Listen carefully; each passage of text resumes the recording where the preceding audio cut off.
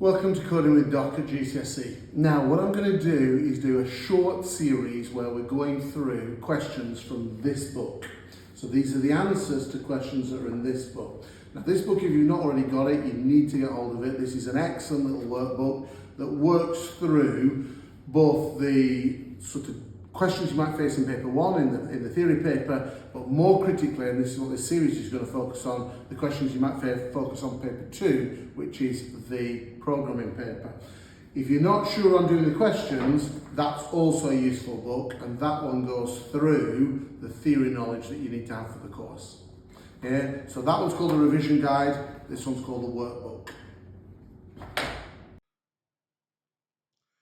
Right, so this first one that looks at decomposition and abstraction asks you to change this code so that it will accept the user's name and their age and then determine the status, and the status being, as it says at the top, either too young, too old, or the correct age to go to school, and then display a message that's saying either they're too young, they're too old, or the correct age to go to school, and then say goodbye.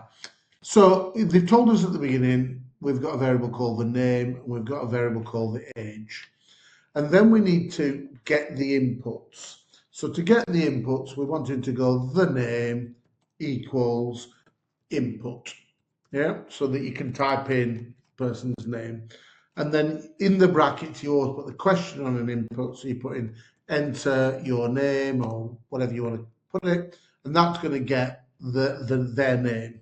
And then the age equals, now if you just do an input here, you're going to have a slight problem on your hands in as much as you won't see it as a number, so the if statement won't work. So I've done it as an int input. Yeah, so it goes int input, and then I've gone enter your age, so it's got that second bit where they've typed in their age. So that's now got those two inputs. Then we've got an if statement. How old do they need to be too young for school? So what's going in the brackets? Now, I would always leave the brackets in on these sorts of questions. So I'd say if the age is less than 3, then it's going to say the name, Andrew, or whatever they typed in the name, is too young for school. Elif, and then you need an elif. So what's your elif going to be? Elif, the age is greater than 19.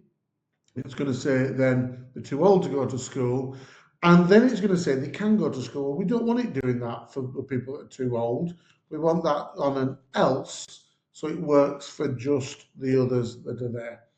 And then those will work through and say too young, too old can go to school based off the age being less than 3, bigger than 19, or somewhere in between.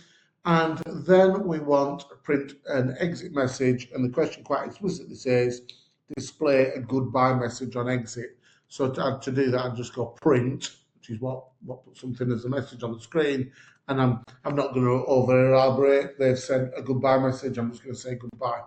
And with that, you've got a working version of that first